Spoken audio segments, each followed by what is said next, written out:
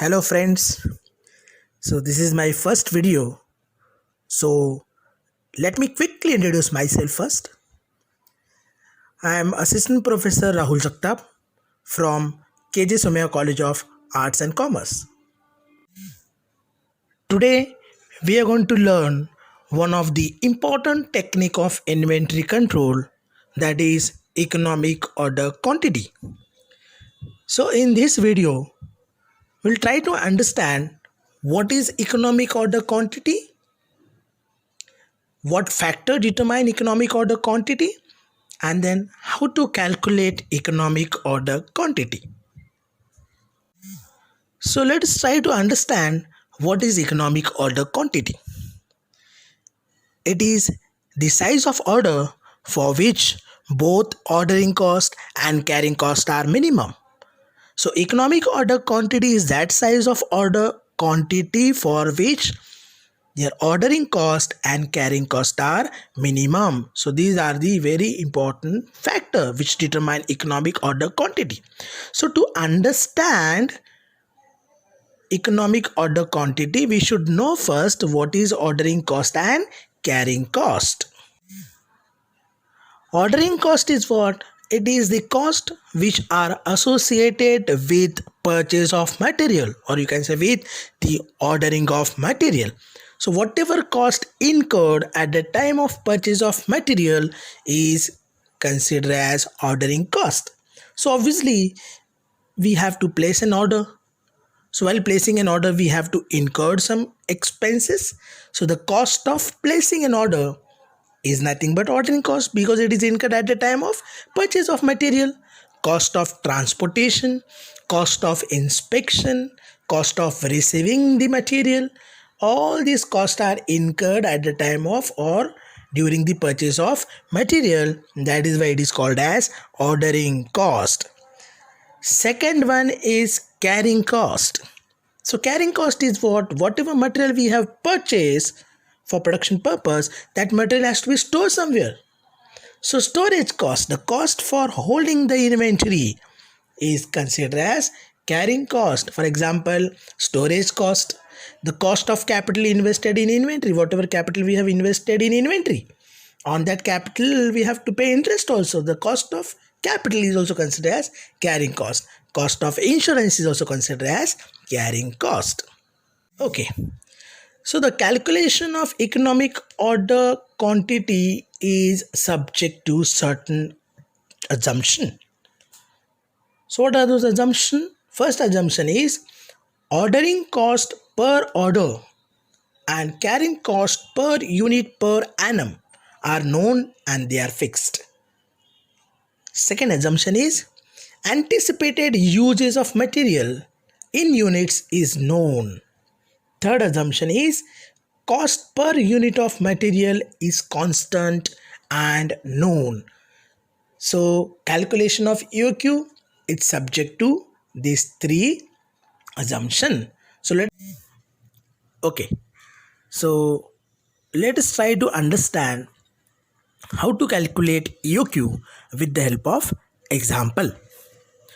So suppose we are dealing in a particular product where the requirement of material is 3000 pieces. तो सबसे पहले हमें यह समझना है कि एक बार में हमें कितना सामान खरीदना है. अगर हमारी रिक्वायरमेंट 3000 पीसेस है तो ऐसा बिल्कुल भी ज़रूरी नहीं है कि एक ही बार में आप पूरा की पूरा सामान खरीद लो. और अगर आप पूरा की पूरा सामान जो कि 3000 पीसेस है एक ही बार में खरीदी कर लोगे तो आपको बहुत बड़ा स्टोर अरेंज करना पड़ेगा. चलो मानो आपने अगर स्टोर अरेंज भी कर लिया तो भी उसमें पॉसिबिलिटी है कि आपका जो मटेरियल है वो ख़राब हो सकता है, चोरी हो सकता है, जिसमें आपको एक्स्ट्रा कॉस्ट बियर करना पड़ सकता है.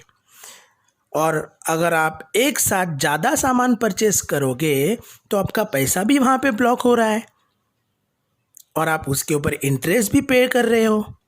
तो हर जगह से आपको नुकसान ही होने वाला है. और इसीलिए सारा सामान हम एक बार में नहीं लेंगे तो धीरे धीरे खरीदी करेंगे। तो नाउ वन क्वेश्चन में arise in your mind that कि फायदा कब होगा? सामान टुकड़ों में खरीदोगे तो होगा, या फिर सामान एक बार ही खरीदोगे तो होगा? इसको हमें कैलकुलेट करके देखना पड़ेगा। तो एक बार में कितना सामान हमें परचेस करना है, ये अगर आपको जानना है तो आपके पास कुछ इंफॉर्मेशन होनी चाहिए, तो ही आप आंसर दे पाओगे कि एक बार में ही खरीदना फायदेमंद है या टुकड़ों में खरीदना फायदेमंद है।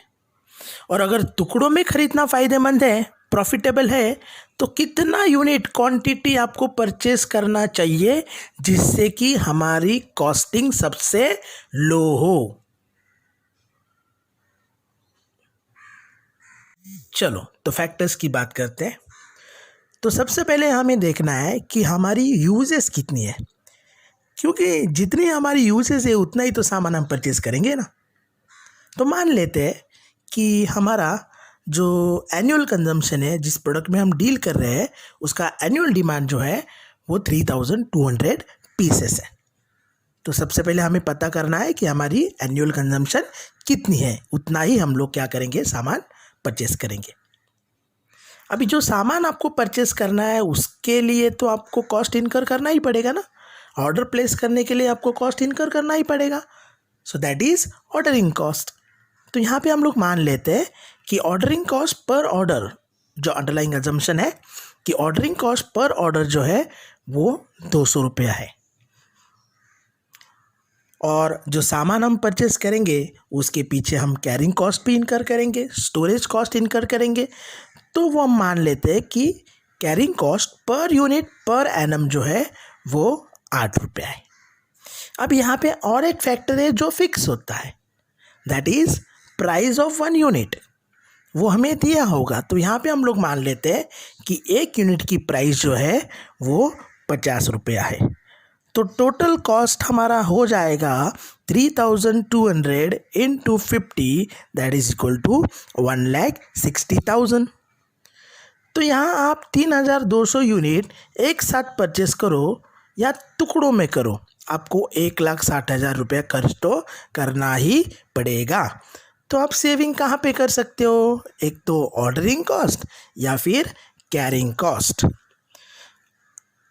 अब यहाँ पे अगर आपको देखना है कि अगर आपका ऑर्डर साइज बड़ा होगा तो स्टोरेज कॉस्ट बढ़ेगा, और अगर वो छोटा होगा तो ऑर्डरिंग कॉस्ट बढ़ेगा।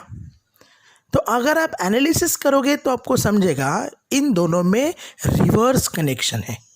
आप जितना ऑर्डरिंग कॉस्ट बचाने की कोशिश करोगे उतना ही स्टोरेज कॉस्ट आपका बढ़ेगा, और अगर आप स्टोरेज कॉस्ट बचाने की कोशिश करोगे तो आपका ऑर्डरिंग कॉस्ट बढ़ेगा।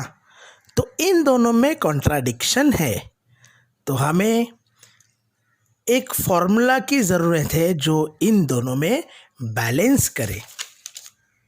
चलो दोस्तों, तो हम समझने की कोशिश करते हैं कि हमारी ऑर्डरिंग क्वांटिटी क्या होनी चाहिए और फिर EOQ का फॉर्मूला कैसे बनेगा। तो चलो मान लेते हैं, हमने जो ऑलरेडी एग्जांपल लिया है कि हमारी जो रिक्वायरमेंट है वो 3200 यूनिट, तो हमारा ऑर्डर साइज 3200 है, या फिर वो 1600 हो सकता है, या फिर वो 800 हो सकता है, 400 हो सकता है, 200 हो सकता है, या फिर 100 हो सकता है। आपका लॉट साइज, ऑर्डर साइज, इनमें से कुछ भी हो सकता है।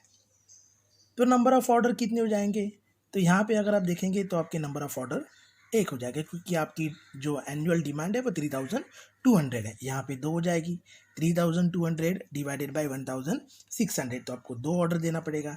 यहाँ पे 4 ऑर्डर देना पड़ेगा, यहाँ पे 8 ऑर्डर देना पड़ेगा, यहाँ पे 16 ऑर्डर देना पड़ेगा, यहाँ पे 32 ऑर्डर्स देना पड़ेगा। फिर हम लोग देखेंगे कि हमारी ऑर्डरिंग कॉस्ट, तो हमने माना है कि हमारी ऑर्डरिंग कॉस्ट पर ऑर्डर है 200 रुपये, तो यहाँ पे हमने एक ही ऑर्डर दिया, तो एक ऑर्डर के हिसाब से वो हो गया 200, ये हो गया 400, ये हो गया 800, ये हो गया 1600, ये हो गया 3200, और ये हो गया 6000 400। ओके, तो अभी हमने देखा है कि हमारी कैरिंग कॉस्ट जो है पर यूनिट वो 8 रुपये है, लेकिन हम कैरिंग कॉस्ट पूरे 3,300 यूनिट पे ले क्या? तो हमें सोचना पड़ेगा कि एक एग्जांपल लेते हैं। देखिए कि सपोज आज के दिन में मैंने 400 यूनिट परचेस किए, तो आज तो मैं पूरा की पूरा 400 यूनिट संभाल रहा हूँ। आज के दिन में मैं पूरा 400 यूनिट संभाल रहा हूँ, फिर वो 390 हो जाएंगे, फिर 350 हो जाएंगे, 200 हो जाएंगे, 190 हो जाएंगे, 100 हो जाएंगे, 50 हो जाएंगे, और कभी ना कभी वो ज़ीरो होने वाले। तो अभी जब ये ज़ीरो होगा तो आपको फिर से ऑर्डर करना पड़ेगा, बराबर। तो अगर आप देखेंगे कि 400, आज मैं 400 यूनिट संभाल रहा हूँ, उसके बाद हमारा खर्चा कम कम होने वाला है, तो हम कैरिंग कॉस्ट पूरे 3,200 यूनिट पे नहीं लेंगे, तो हम लोग क्या करेंगे, एवरेज यूनिट पे हम कैरिंग कॉस्ट लेंगे। तो एवरेज यूनिट हमें निकालना पड़ेगा। एवरेज यूनिट जो है वो होगा 1,600, 1,600, यहाँ पे आएगा 800, यहाँ पे आएगा 400, यहाँ पे आएगा 200, 100 एंड 50, और उसको हम लोग मल्टीप्लाई करेंगे पर यूनिट से, that is 8 rupees. So 1,600 into 8 is equal to 12,800, 800 into 8 6,400, 400 into 8 3,200, 200 into 8 1,600, 800 and 400। अब परचेस कॉस्ट जो है वो सबके लिए तो सेम ही रहने वाला है, 1,60,000।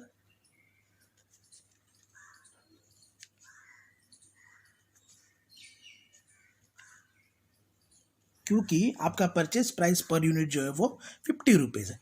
तो टोटल कॉस्ट में मैं फ़िलहाल परचेस कॉस्ट को कंसिडर नहीं करता, क्योंकि वो सेम है। तो टोटल कॉस्ट में हम लोग लेंगे ordering cost and carrying cost. तो यहाँ पे आएगा 13,000 रुपीज़, यहाँ पे हो जाएगा 6,800, यहाँ पे हो जाएगा 4,000, यहाँ पे हो जाएगा 3,200, यहाँ पे हो जाएगा 4,000, और यहाँ पे हो जाएगा 6,800। तो अगर आप देखेंगे कि हमारी जो लोवेस्ट कॉस्ट है वो 3,200 है, इसका मतलब मेरी ऑर्डरिंग साइज क्या होनी चाहिए, 400 यूनिट होनी चाहिए, क्योंकि 400 यूनिट के लिए आपकी जो कॉस्ट है, टोटल कॉस्ट है, वो सबसे कम है। अभी एक चीज़ अगर आप यहाँ पे नोटिस करोगे तो आपको दिखेगा कि ऑर्डरिंग कॉस्ट और कैरिंग कॉस्ट क्या है, सेम है। इसका मतलब ईओक्यू का फॉर्मूला निकालने के लिए हम लोग ये यूज़ कर सकते हैं कि ईओक्यू का फॉर्मूला हम लोग, तो जो क्वांटिटी हमें खरीदनी है जिसको हम लोग ईओक्यू बोल रहे हैं, इकोनॉमिक ऑर्डर क्वांटिटी, वो कब आएगी, जब हमारा ऑर्डरिंग कॉस्ट इक्विवेलेंट होगा कैरिंग कॉस्ट से, बराबर है।